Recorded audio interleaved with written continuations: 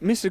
Capicchioni, can you tell me, the last couple of years you've been working with Ralph Siegel and someone from foreign, and now with Sarhat from Turkey. How come your country works so often with foreigners in getting to Eurovision? Yeah, because we are not a great country. I mean, we are not big in terms of size, so it's not that easy to find talents for the Eurovision Song Contest. That's why it's easier for us to choose our artists abroad. In particular, we are we'd like to be more international, as much international as possible, and Sarat, as Ralph Siegel before, perfectly represent an international singer or production, definitely.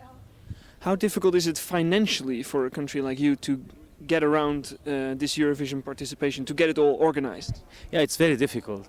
If you consider that the TV itself has only 100 employees, radio and television, and how many people is working for this Eurovision? 600?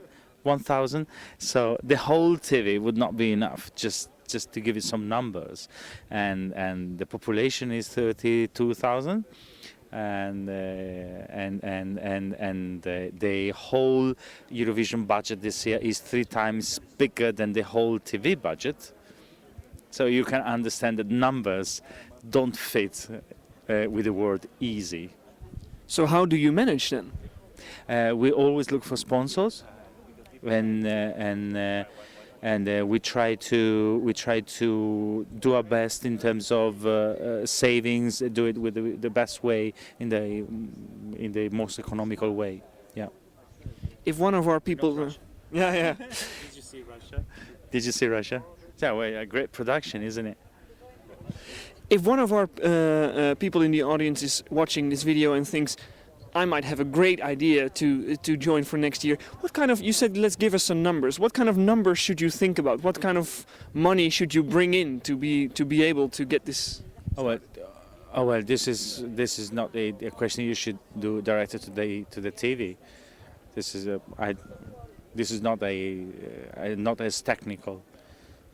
So what is it that you are responsible for within the delegation? What is your job here now? I take the artist from the moment he has been chosen to the stage, and with all the passages in the middle, that is the audio production, that is the video production, the staging, and finally the performance.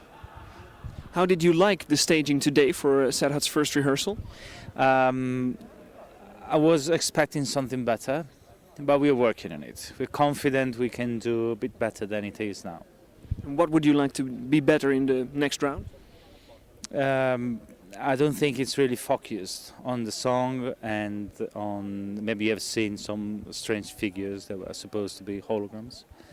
Let's see what we can achieve when they switch the project. Can you give us some examples of how we can see how much San Marino, despite being such a small country, is really in love with this contest? Yeah, we every year since 5 years we're producing the preview clips. That is to say, we make a critical review of the all participating countries. This year we're 43, for example, by John Kennedy O'Connor in English, and we broadcast it in English because we tend to consider ourselves international television. So we broadcast both in Italian and in English when possible. It's not a problem for us, without any subtitle, without any translation. And it is true that we have a foreign singer this year, a Turkish singer, but he is much more European than many of the citizens I know in my country. But we also took part with most of the San Marino artists in the last years, 3 years with Valentina, and Anita was the San Marino part in the duet last year. And we, for the first time, we took part in 2008. We had a San Marino Italian band, Mi Odio. Yes, so that's our challenge. You said you're not Russia. A lot of countries are not Russia, and there are a lot of countries struggling with budgetary issues and being smaller. And what do you think, as an organization for the Eurovision Song Contest, that they could do to make it easier for these countries to keep participating? You mean the EBU, I mean? Yes. I don't think that EBU can really help financially the countries more than it is doing by giving them the same chances, basically. Because if you ask for a content, they can provide, even though you could not afford the content, for example, but they can provide some.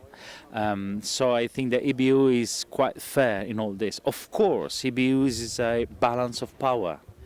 Because of course Germany is more powerful than San Marino when it's up to talks at the table. This is not a secret. But after all, I mean, they are doing great because they are able to keep all countries of Europe under the same roof, which is a political struggle, and which is also in terms of organization something very, very huge, and also for the smaller countries like us taking part.